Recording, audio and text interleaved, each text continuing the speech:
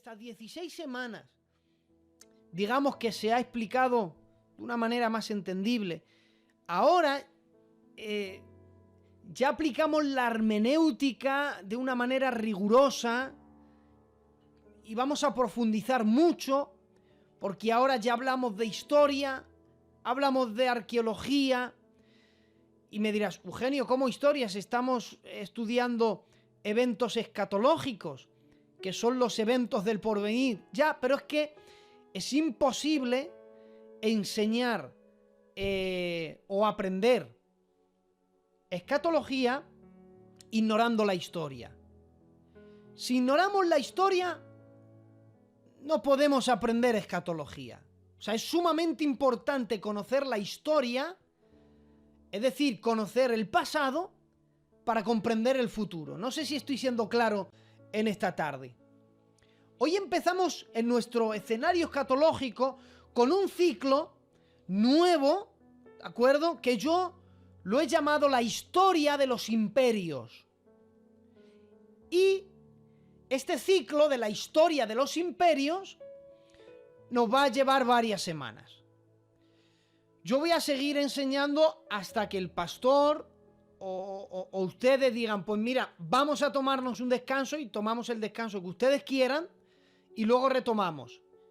Yo estoy dispuesto a hacer eso. Mientras tanto, pues yo estaré aquí todos los lunes que ustedes quieran para enseñar este tema tan maravilloso. Hoy empezamos con un ciclo llamado la historia de los imperios. ¿Por qué comenzamos este nuevo ciclo? Porque si no conocemos la historia de los imperios, cómo funcionaron, cuál fue los movimientos que hubieron en esos imperios, desconocemos o no vamos a entender en su profundidad estos versículos de Apocalipsis. Todo el que quiera acompañarme, Apocalipsis capítulo 13 y el versículo 1. Yo no sé si ustedes han estado leyendo los deberes que les mandé. Les pedí que leyeran Apocalipsis 13, les mandé, que leyeran Daniel capítulo 2 y también Daniel capítulo 7. Espero que hayan tenido un momento de lectura bíblica y que hayan podido acordarse de leer esos capítulos. Pues bien, de vital importancia para no perder el hilo de la enseñanza. Si hasta aquí he sido claro, que alguien me escriba por ahí amén o un aleluya. Así que sí, amén. Gracias, Raimundo, Dios te bendiga mucho. Gracias, Sara. Bendiciones a todos.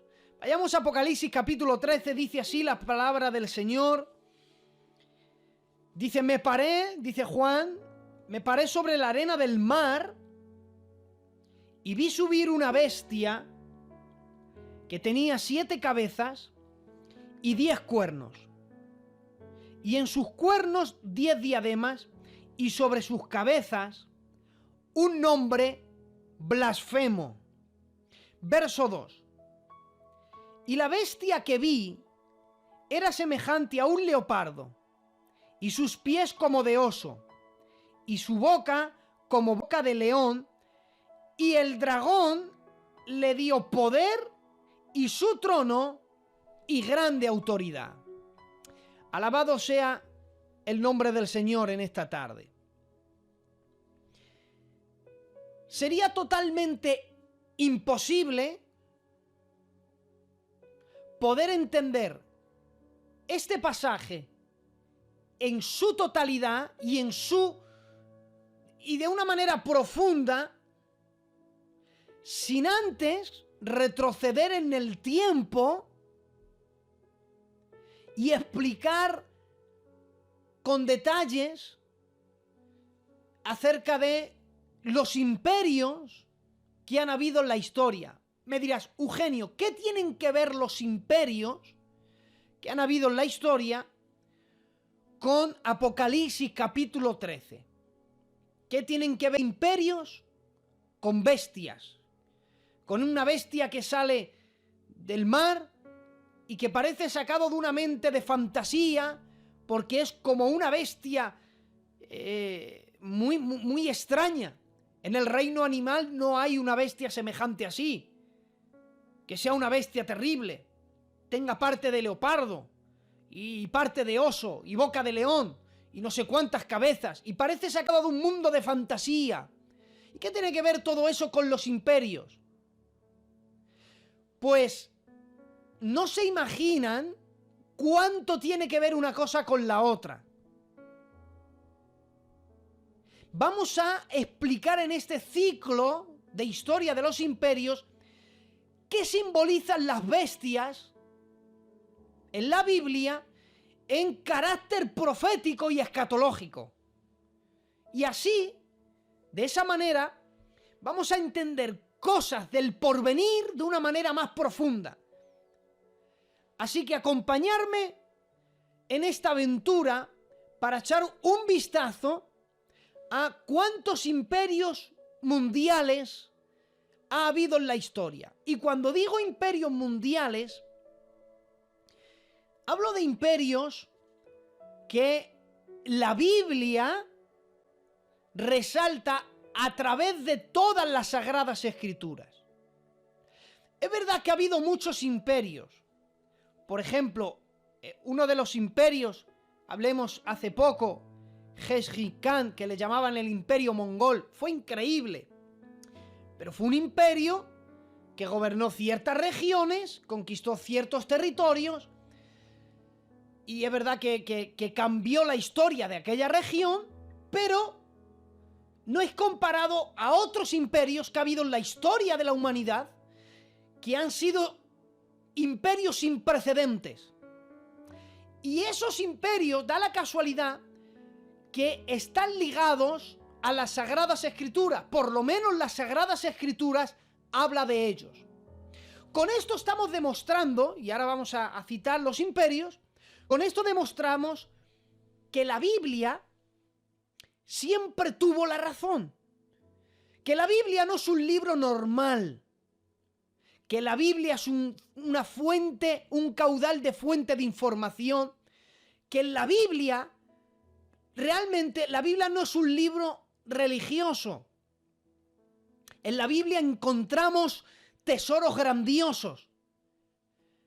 La Biblia, que se compone en 66 libros maravillosos. Si quieres leer un libro de poesía, en la Biblia hay un libro de poesía. Por ejemplo, hay algunos que lo llaman poesía hebrea. Hay ciertos pasajes de las Escrituras que son poesía. Le llaman poesía hebraica. Si quieren saber arqueología, en la Biblia está escondida la arqueología, porque ciertos hallazgos arqueológicos, como por ejemplo Sodoma y Gomorra, los restos que quedaron, las ruinas de Jericó y otros tantos hallazgos que los arqueólogos han encontrado, ha sido gracias a que han ido detrás de la Biblia.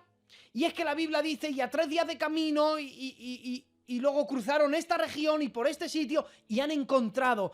Por ejemplo, uno de los hallazgos arqueológicos sin precedentes fue encontrar en una región del Mar Rojo, donde donde las aguas se dividieron y cruzó el pueblo como por tierra seca. Muchos han intentado ridiculizar que eso es algo de fantasía o que es algo provocado por el viento o que realmente pasaron por 1 metro de altura, que no se dividieron las aguas. Y entonces, ¿por qué razón han encontrado los arqueólogos en cierto punto donde ubican que pasaron la peregrinación en el desierto carros y esqueletos de caballos y carros egipcios dentro de la profundidad de los mares? O sea, sería mucha casualidad que eso estuviera ahí y que el libro del Éxodo contara la historia que cuenta. Cómo las aguas volvieron a su cauce y murió todo el ejército de Faraón. Y ahí quedó. Y ahí está para que los arqueólogos luego lo descubrieran y dijeran, ¿sabes qué? La Biblia tenía la razón. Por eso la historia no contradice la Biblia. La ciencia no contradice la Biblia. La ciencia y la Biblia no se llevan mal. De hecho, la ciencia está ahí para decir, ¿sabéis qué? antes que nosotros, antes que la ciencia lo mostrara, ya estaba escondido en las Sagradas Escrituras. Si quieren ustedes para no dejarles así en el aire un dato científico en las Sagradas Escrituras, Génesis capítulo 1 es un dato científico. Cuando un científico lee Génesis capítulo 1, el orden de la creación es científico. No es casualidad que antes que se creen los peces se cree el mar. ¿Por qué? Porque si no, ¿dónde vivirían los peces? Si el hábitat natural es el mar.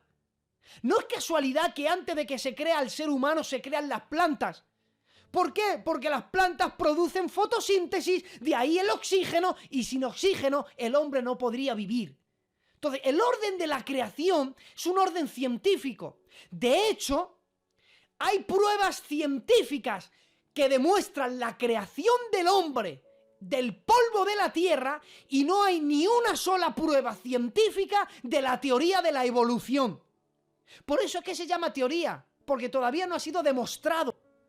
Y lo seguirán llamando teoría, porque dicen que hay un eslabón perdido. Está tan perdido que no lo encuentran y lo van a encontrar. Pero un científico, cuando toma el cuerpo humano y hace componentes químicos y toma el polvo de la tierra, los 33 componentes químicos del polvo de la tierra es el mismo componente químico del cuerpo humano.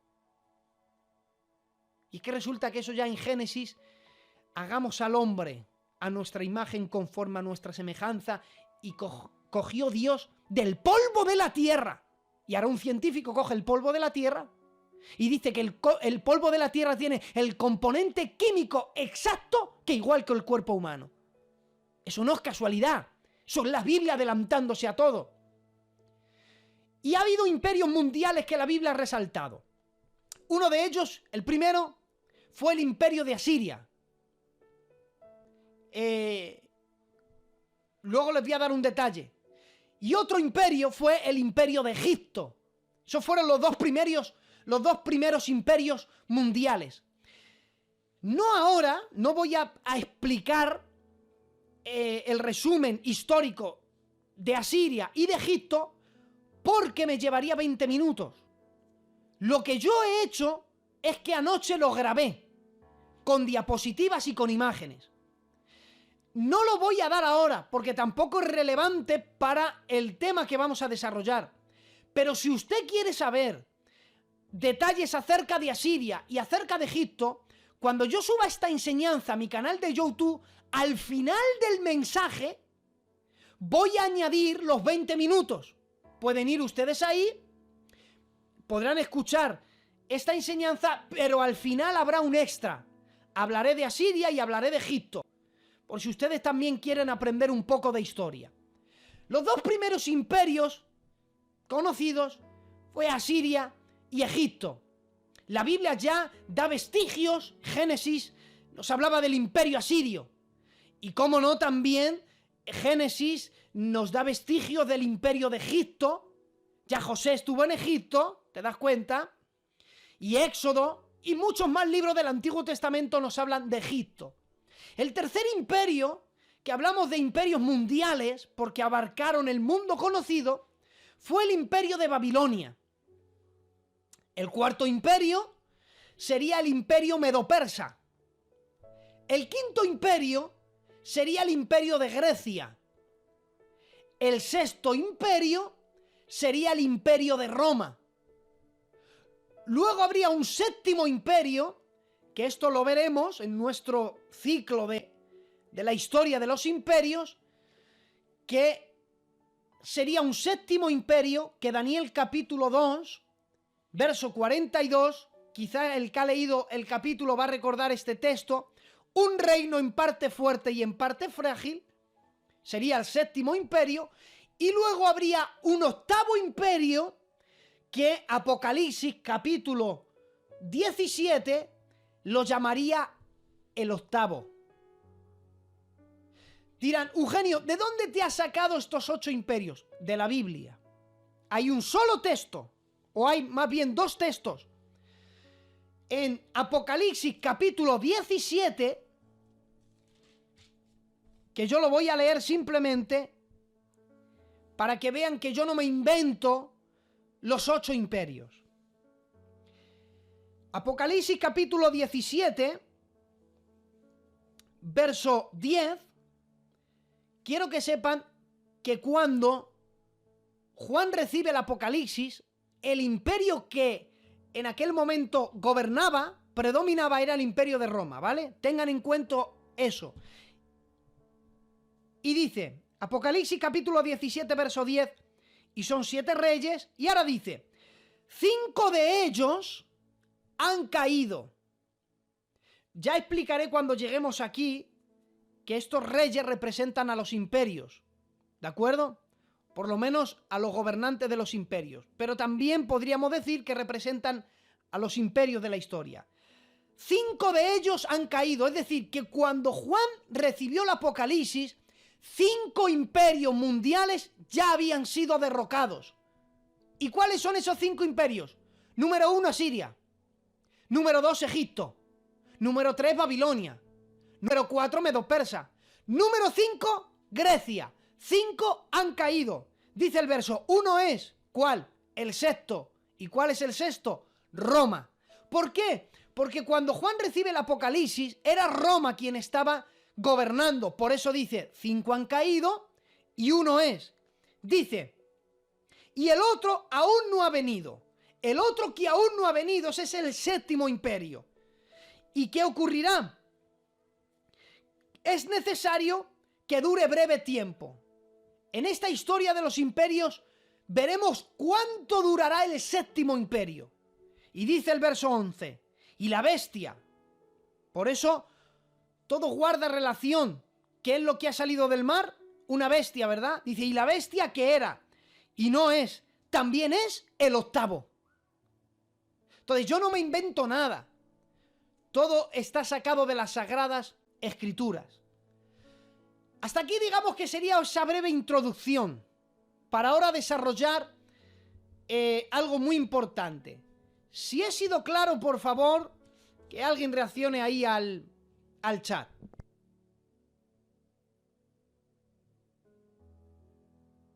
Amén. Quiero deciros que esto luego lo pueden volver a escuchar, ¿de acuerdo? Todo esto se está grabando y luego yo encima lo añado con diapositivas, con imágenes, incluso con vídeos, lo haré esta vez. Para entender con profundidad Apocalipsis 13, necesitamos viajar al pasado. Coger vuestra máquina del tiempo y colocar ahí, en vuestra máquina del tiempo, como si fuera esto Regreso al Futuro, poner en vuestra máquina del tiempo año 605 antes de Cristo. Y colocarlo ahí, año 605 antes de Cristo. Le van a llevar a la región de Babilonia. Resulta que en el año 605 antes de Cristo, en la región de Babilonia, era el primer año del reinado de un rey muy famoso que hubo en la historia que se llamó Nabucodonosor. Así que su primer año fue el año 605 a.C. Su segundo año de reinado sería el año 604 a.C. ¿De acuerdo?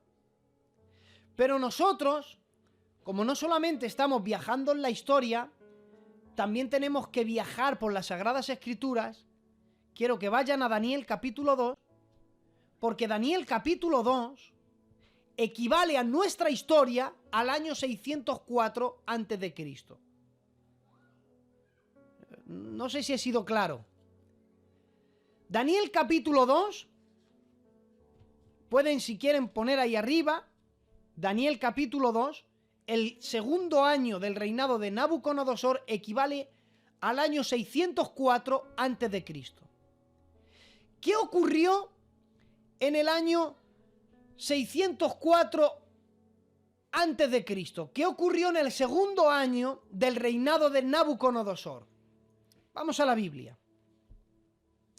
Daniel capítulo 2, verso 1 dice, en el segundo año del reinado de Nabucodonosor, tuvo tuvo Nabucodonosor sueños y se perturbó su espíritu y se le fue el sueño. Cuando la Biblia dice que se le fue el sueño, no es que se le quitaron las ganas de dormir. Cuando la Biblia dice se le fue el sueño, está diciendo, cuando él se levanta, él realmente está muy nervioso, está inquieto, y él sabe que ha soñado algo muy importante. Él sabe que tiene una importancia muy grande para su reinado, para su vida. Sabe que no es un sueño normal, sabe que algo especial tiene que tener, porque si no, él no estaría así. Pero él intenta acordarse de lo que ha soñado y resulta que no se acuerda. Le vienen imágenes, pero no se acuerda en su totalidad lo que él ha soñado. Entonces ocurre lo que leemos en el verso 2. Daniel capítulo 2, verso 2 dice: hizo llamar el rey a magos, astrólogos, encantadores y caldeos. O sea, llamó a todos. No quiso llamar solo a uno. Dijo, si los magos fallan, están los astrólogos. Y si no, pues luego están los encantadores. Y si no, están los caldeos. Pero alguien de ellos me lo va a solucionar. Para que me expliquen, dice, para que le explicasen sus sueños. Porque fue una noche que soñó, se despertaba, se dormía, volvía a soñar con lo mismo. Por eso sabía que era importante. Tenía destello del sueño, pero necesitaba que alguien le recordara lo que había soñado. Dice, y vinieron pues y se presentaron delante del rey. Esto es muy fuerte, por eso voy despacio. Verso 3 dice, y el rey les dijo, he tenido un sueño, y mi espíritu se ha turbado por causa del sueño. Entonces, verso 4, hablaron los caldeos al rey en lengua aramea. Es decir, que tomaron la voz cantante los caldeos. Y como para impresionar al rey, le hablaron en lengua aramea. Como para darse como más importancia. Como diciendo, nosotros realmente somos gente muy importante, con un conocimiento terrible. Y en lengua aramea, como para impresionar al rey, le dijeron, rey, para siempre vive. Di el sueño a tus siervos y te mostraremos la interpretación. Pero lo que no se esperaban es lo que ocurre en el verso 5. Respondió el rey y dijo a los caldeos, el asunto lo olvidé. Esto ya se pone increíble la historia. El asunto lo olvidé. Si no me mostráis el sueño y su interpretación, fijaros, seréis hechos pedazos y vuestras casas serán convertidas en muladares. Por favor, necesito que se imaginen la escena. Caldeos queriendo impresionar al rey. Magos, encantadores, con sus ropas reales, con sus vestimentas como que quieren impresionar. Han entrado a aquel bello palacio del rey Nabucodonosor, se han puesto frente a su trono, con la cabeza levantada, el pecho erguido, mostrando todos sus adornos.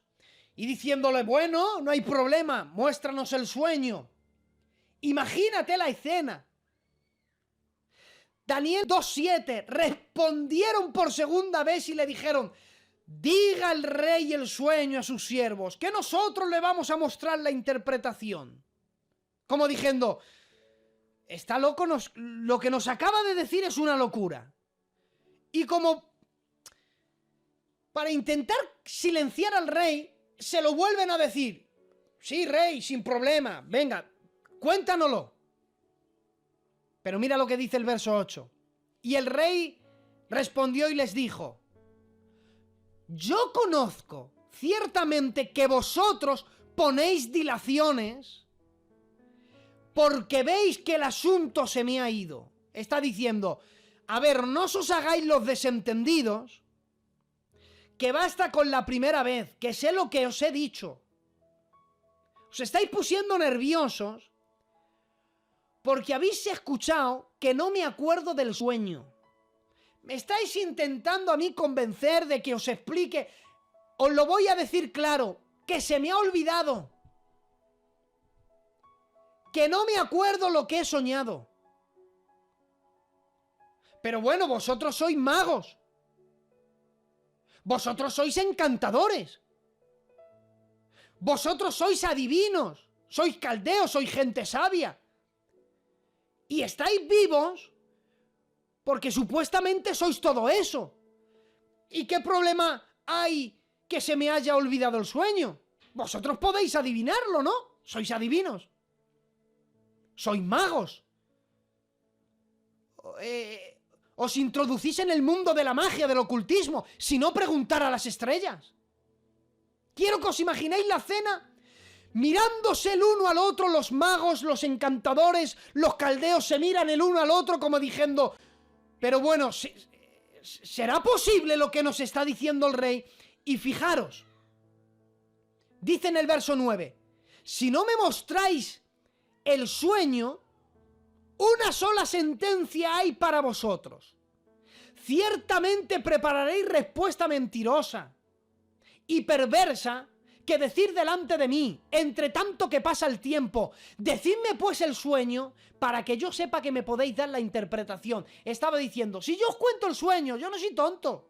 Si vosotros vais de listo, yo soy más listo que vosotros, diría el rey Nabucodonosor. Si yo digo el sueño, pues me lo vais a interpretar a mi favor. Vais a agradar mis oídos y os vais a ir encima con honores. Pero es que resulta que se me ha olvidado y ahora sí que tenéis un problema. Contadme el sueño. Una pregunta: ¿alguien puede saber lo que ha soñado otra persona? Por mucho que le conozca, ¿alguien lo puede saber? Es imposible. Nadie puede saber lo que ha soñado otra persona, con detalles, nadie.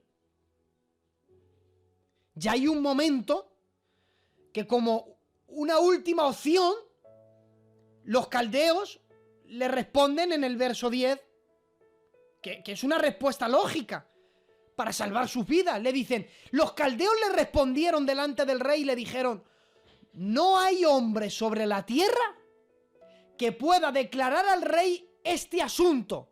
Además de esto, le dice: ningún rey, príncipe, ni señor preguntó cosa semejante a ningún mago, astrólogo, ni caldeo. Le está diciendo: no es que haya alguien que pueda decírtelo, es que no hay nadie en esta tierra que te pueda decir lo que has soñado. Pero mi rey, es que ni un rey, ni un príncipe, ni nadie se le ocurriría pensar que alguien puede adivinarlo. Como diciendo: si te sorprende que no podemos, más nos sorprende a nosotros lo que nos está diciendo.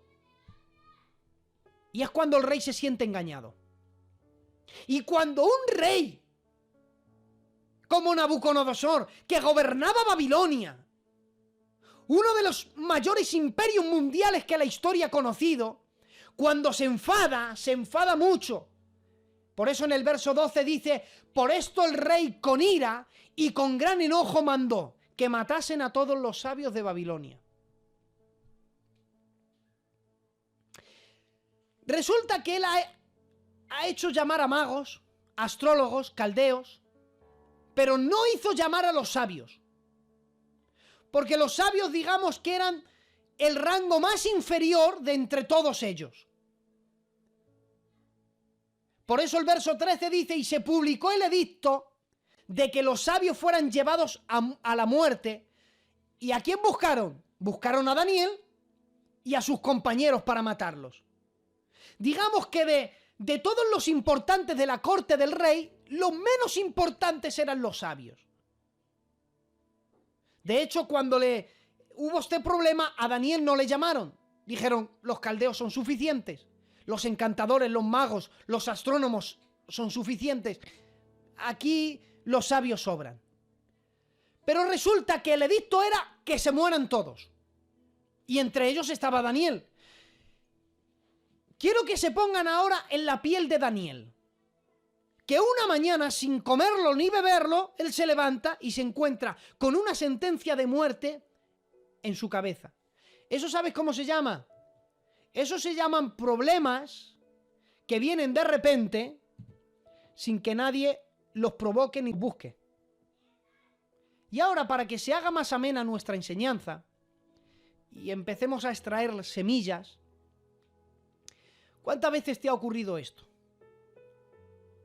Que te has levantado una mañana, no has provocado nada, como se diría la frase, sin comerlo ni beberlo, te has levantado con un problema en tu vida tan terrible que sabes que de no solucionarlo va a acabar muy mal.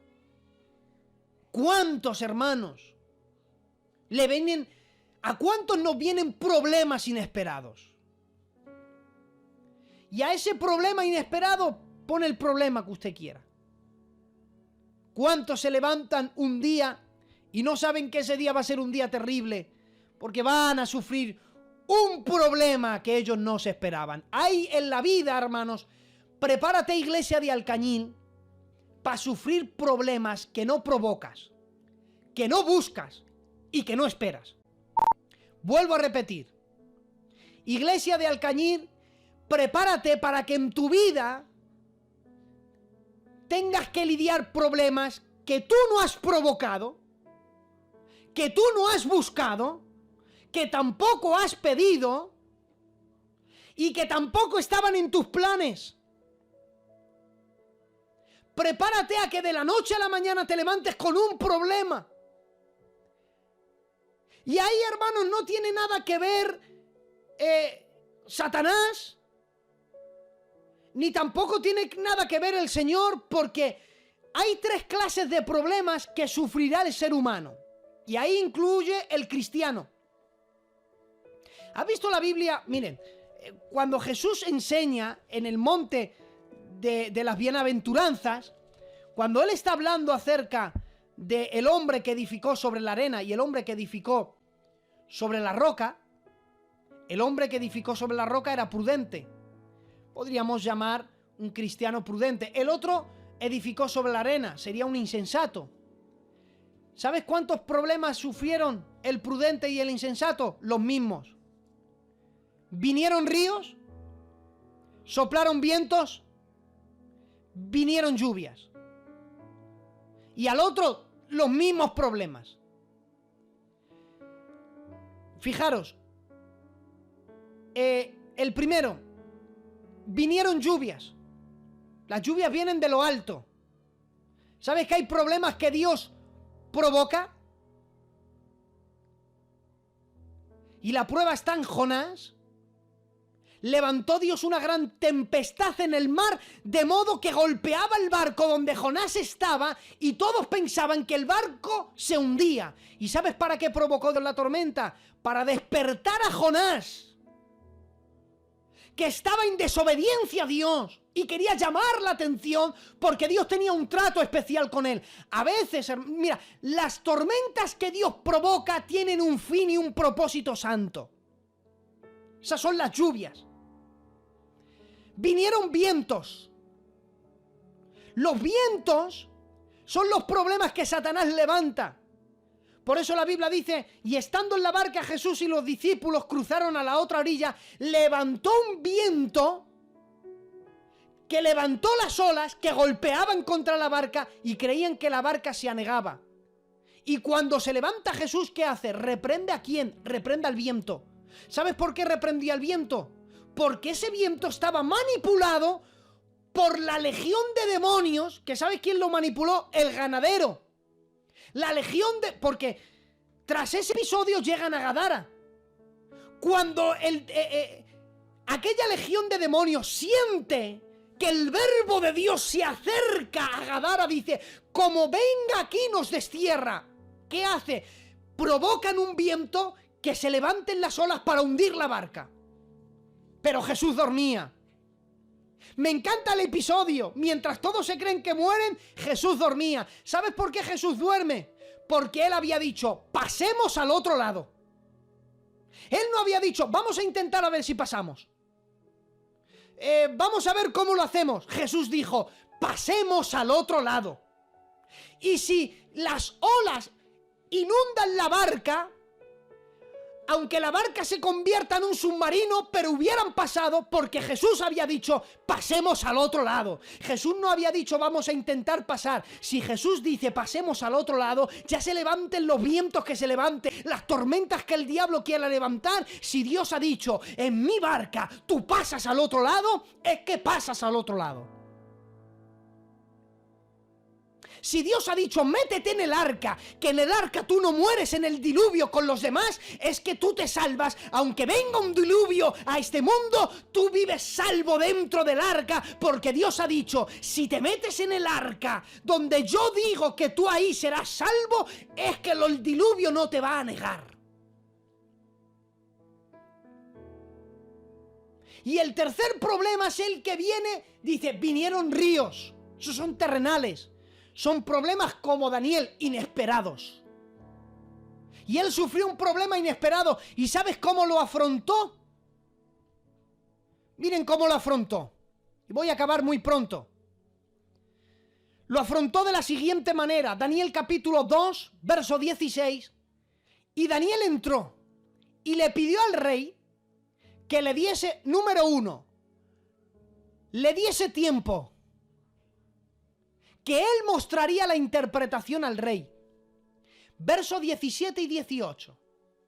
Luego se fue Daniel a su casa e hizo saber a Ananías, Misael y Azarías, sus compañeros, para que le pidiesen misericordias del Dios del cielo sobre este misterio, a fin de que Daniel y sus compañeros no pereciesen con los otros sabios de Babilonia. Se encuentran con un problema inesperado. Y para solucionar un problema inesperado, Daniel nos da la revelación de la solución.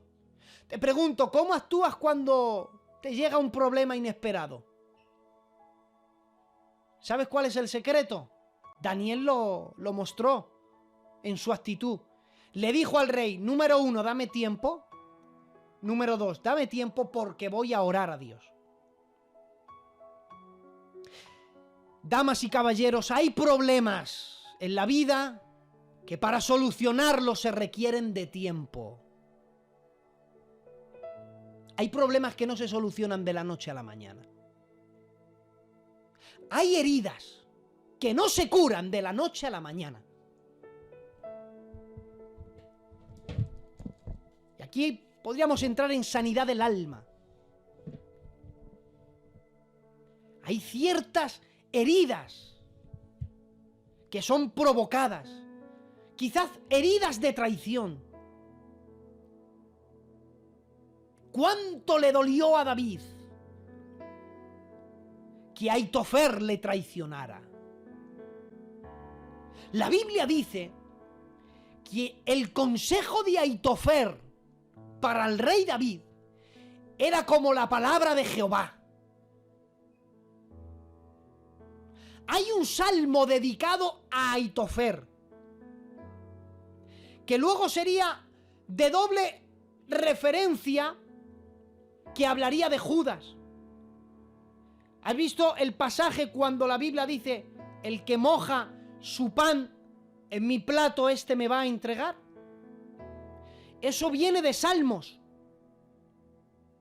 Y David dijo, él escribió y dijo, no sabía que estaba siendo inspirado por Dios, pero pensando en lo que ocurrió con Aitofer, porque Absalón se rebela con David y le quiere quitar el trono, pero resulta que Absalón es joven y no sabe cómo hacerlo, cómo dar un golpe de estado.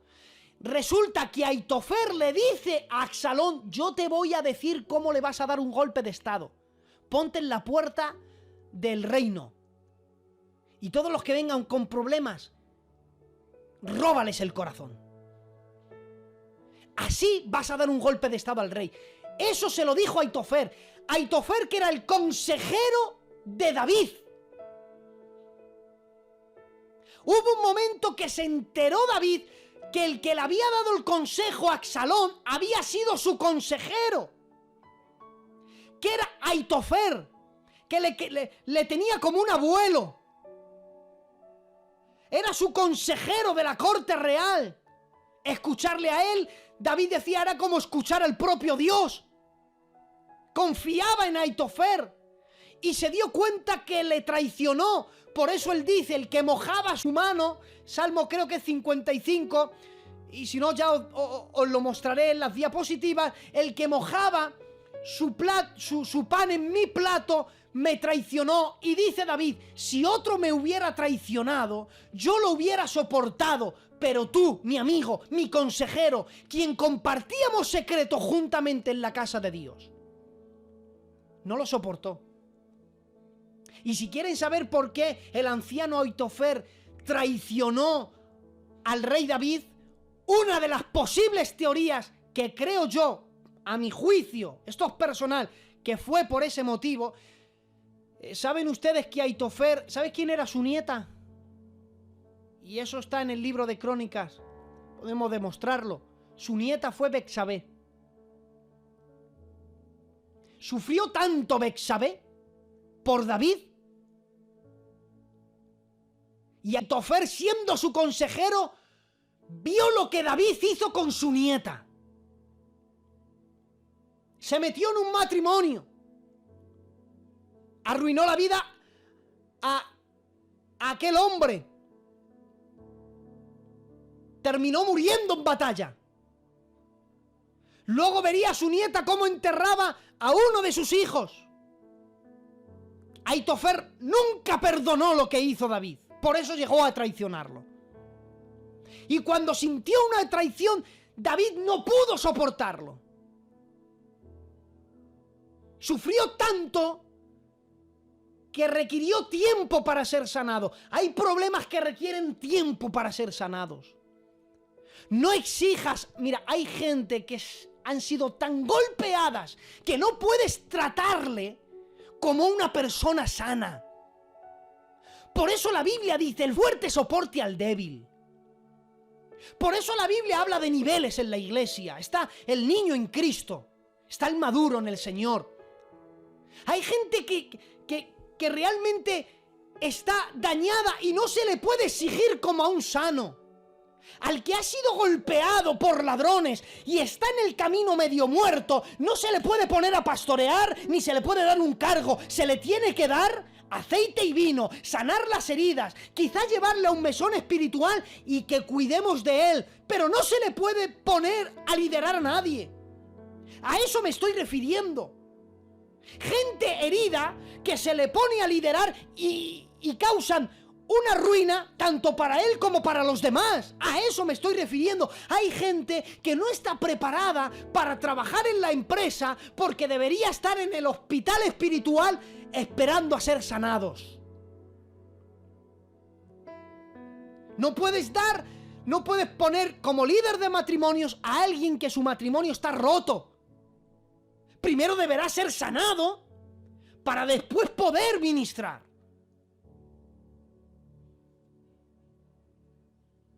No puedes poner a alguien en la alabanza cuando en su corazón hay quejas contra Dios, porque sería contradictorio. Ni va a llegar ni le va a hacer bien. A eso me estoy refiriendo. O sea, hay problemas que requieren de tiempo. No pasa nada por esperar a ser curados. ¿Y sabes dónde se curan las heridas? Dame tiempo que voy a orar a Dios. Hay problemas que con la mente humana no se entienden. Pero ¿sabes dónde las vas a entender? En la oración. Porque lo que no entiendas en la oración no lo vas a entender en ningún lugar. Y fue en la oración donde recibió la revelación de Dios. Y leo el texto y termino. Y la semana que viene sí que va a estar interesante la enseñanza, cada vez más profunda. Vayamos a Daniel capítulo 2. Acompañarme. Lo leemos y terminamos. Esto es algo, un adelanto de la semana que viene. Daniel capítulo 2, verso 30. Bueno, vamos a leer a partir del verso 27. Capítulo 2, verso 27. Daniel respondió al rey diciendo: el misterio que el rey ha demandado, ni sabios, ni astrólogos, ni magos, ni adivinos lo pueden revelar al rey. Nadie.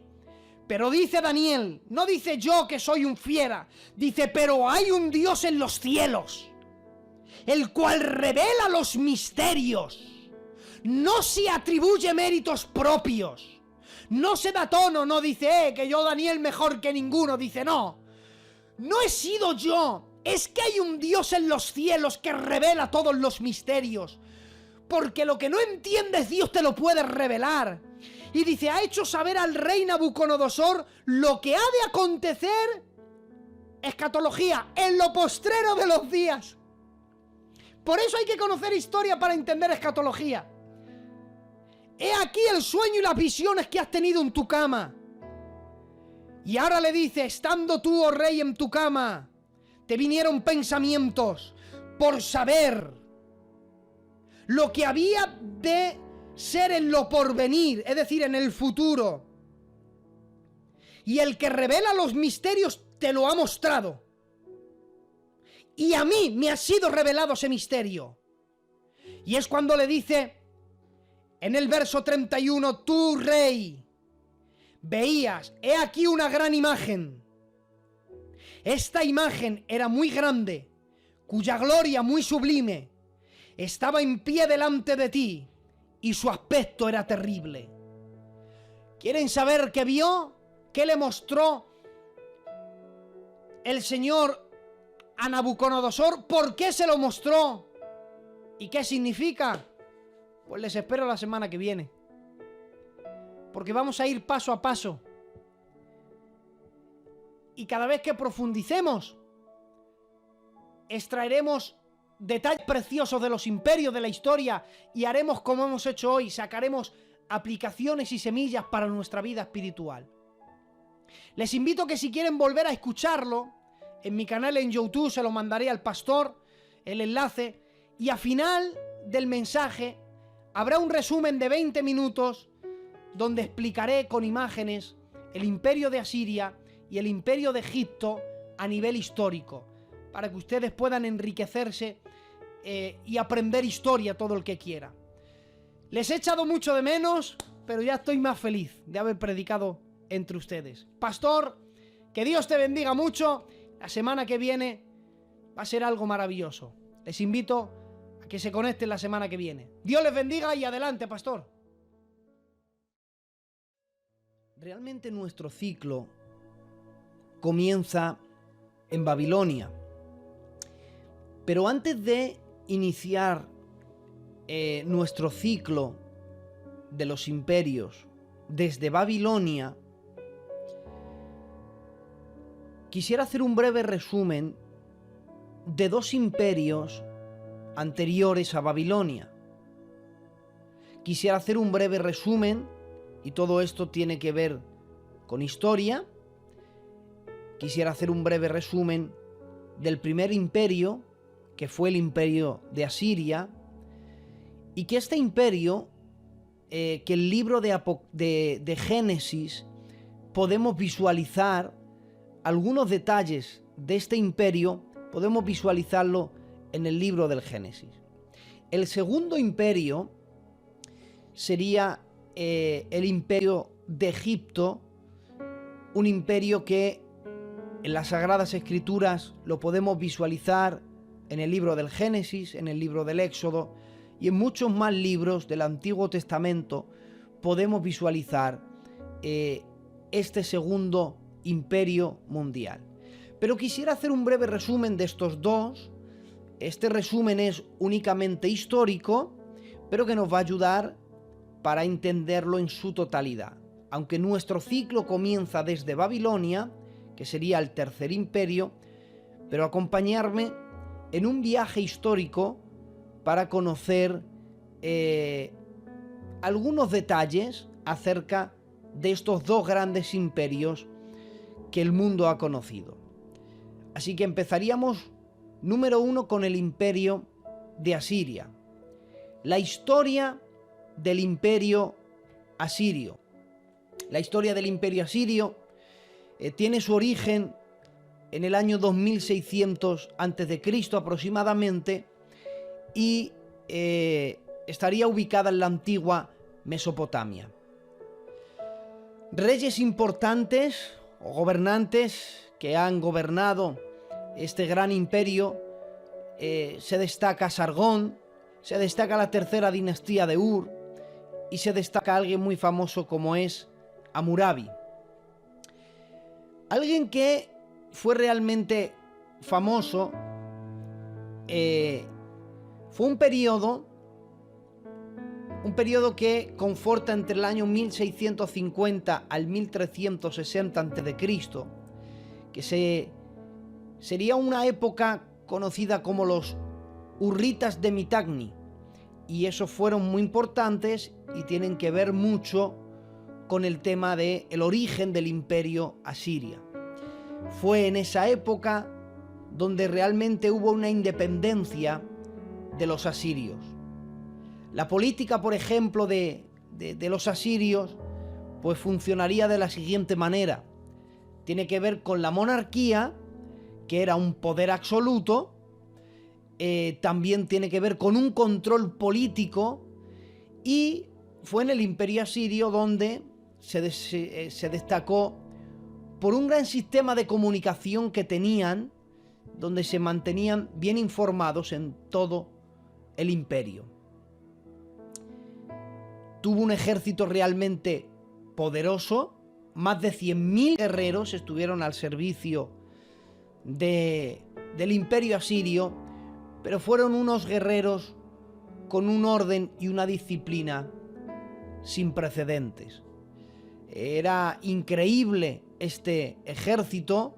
Usaron armas de hierro, porque el hierro, ya por ejemplo en el libro de Génesis, los descendientes de Caín, y hablamos en capítulo 5, ya se movían con armas, con el bronce y con el hierro. Entonces, en tema de metales y de épocas coincide el libro del Génesis también con la historia. Ellos usaron armas de hierro, sus tácticas militares, pues por ejemplo una de ellas era sitiar ciudades, y eran increíbles. En cuanto a la sociedad del imperio asirio, podríamos dividirlo en 3 grupos. Estaban los nobles, que eran la alta sociedad.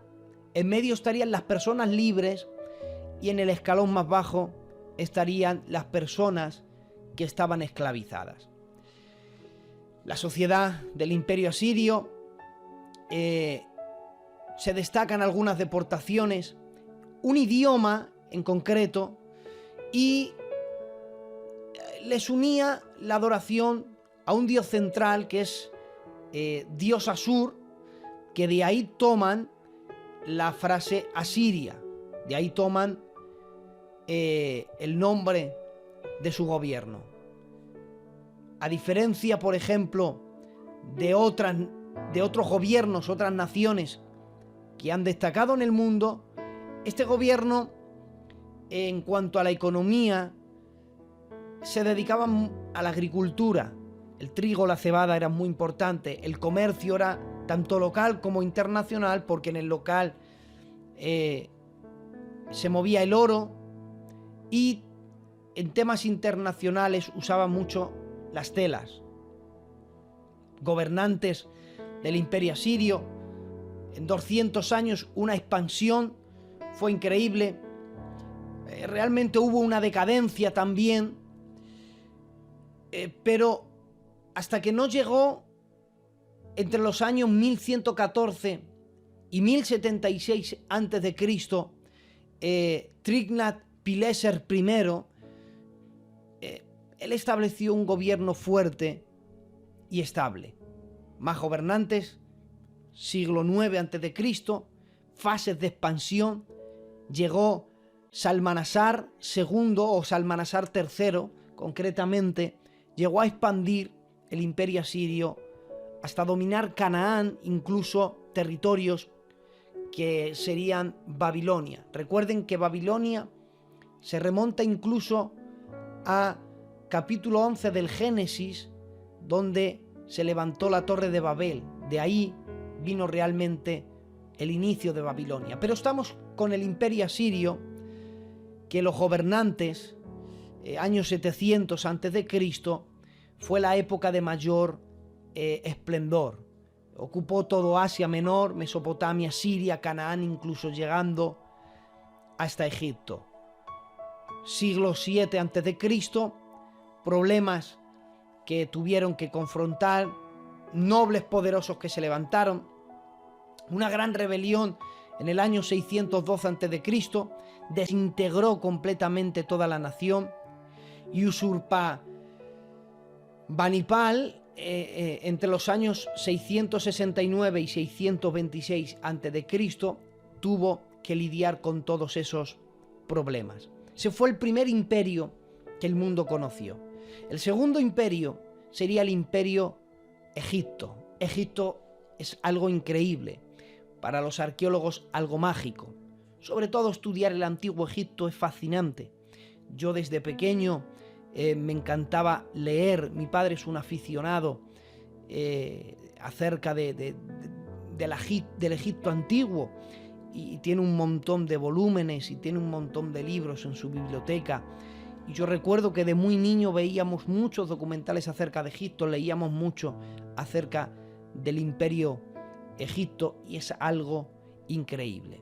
Acerca de Egipto, de este imperio, este segundo imperio que destacamos en nuestro ciclo de los imperios mundiales, el antiguo Egipto se divide en tres épocas.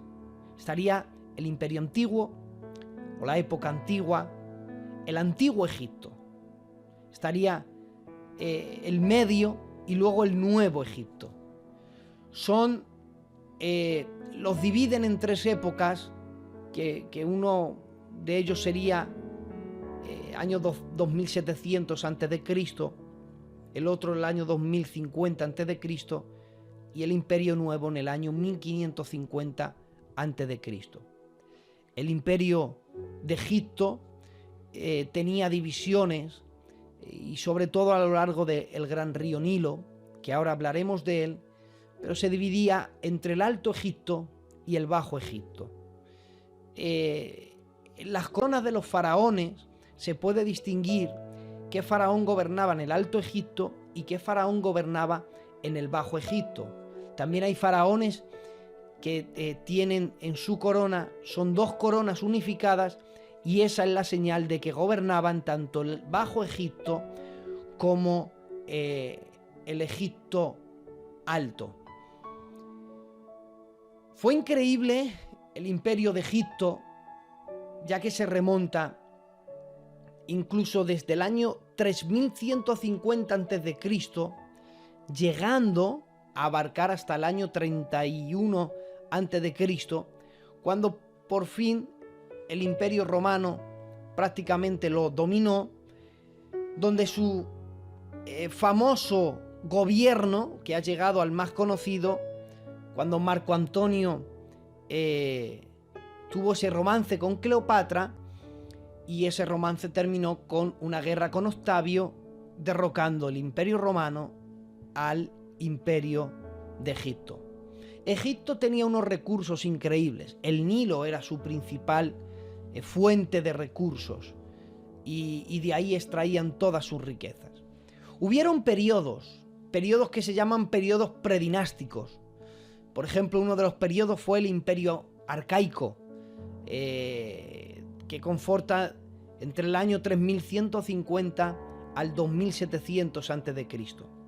El primer faraón que la historia y la arqueología por lo menos enseñan fue el faraón Menes, que fue la primera y la segunda dinastía.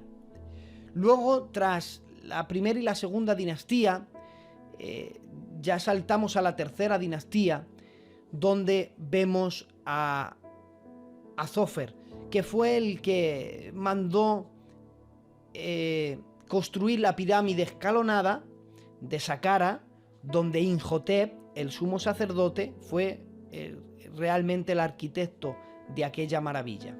Luego, en la cuarta dinastía, ya entramos a grandes construcciones cerca de Memphis, sobre todo en el Cairo, en la meseta de Gizá, donde en la cuarta dinastía, ahí es donde los arqueólogos lo ubican, Keos, Kefren y Micelino, que son los autores, por así decirlo, entre comillas, a quien se les atribuye las famosas 3 pirámides de Giza, que son del mundo antiguo, fueron la primera maravilla. Es increíble hablar de las pirámides de Giza. Luego, ya en el año 2250 a.C., el tema del gobierno de los faraones, el tema del pueblo comenzó a romperse. Hubieron rebeliones grandes. Por eso es que entramos al Imperio Medio. Dejamos atrás el Imperio Antiguo y entramos en el Imperio Medio, que es a partir del año 2050 a.C.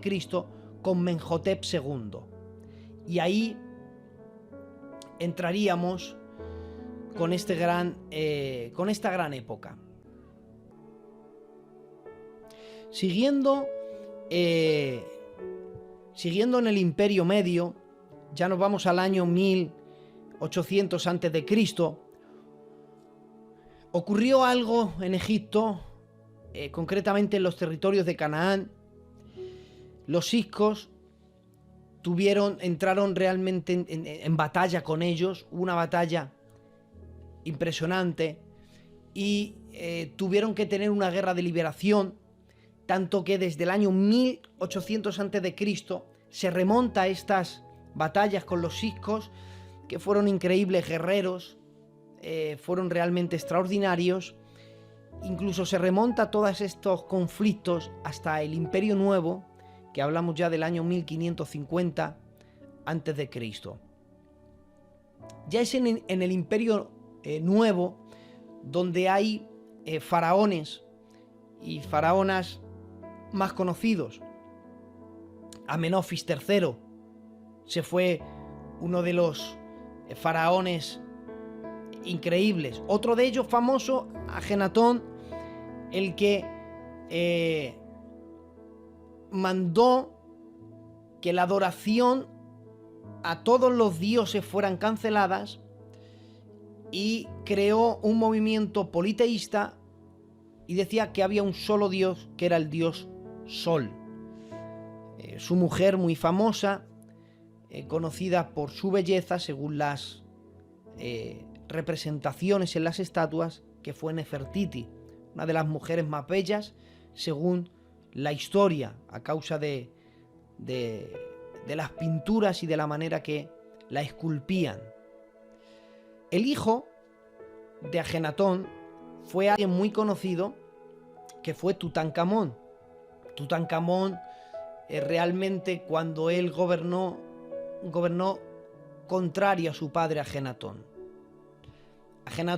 Tutankamón se le recuerda por el hallazgo tan importante que hubo en el año 1922 por Howard Carter, cuando descubrió su tumba completamente intacta. Tras el periodo de Tutankamón, llegamos a una época que fue la época de Ramsés II. Ramsés II se distingue por las grandes, se le llamó Ramsés el Grande, por sus grandes construcciones. Hubieron tratados de paz. Hubieron tratados de paz a causa de la batalla de Cadés, que fue la batalla que Egipto emprendió con los hititas, que realmente hubo un empate, aunque Ramsés el Grande lo pintó en los monumentos como una gran victoria, pero realmente hubo un tratado ahí de paz según la historia y nadie salió victorioso, pero el faraón, como era el dios en Egipto, tenía que venderlo en su propaganda como una gran batalla donde el faraón Ramsés salía victorioso. Esto digamos que serían los datos más importantes de los dos primeros imperios, que es el imperio de Asiria y el imperio de Egipto.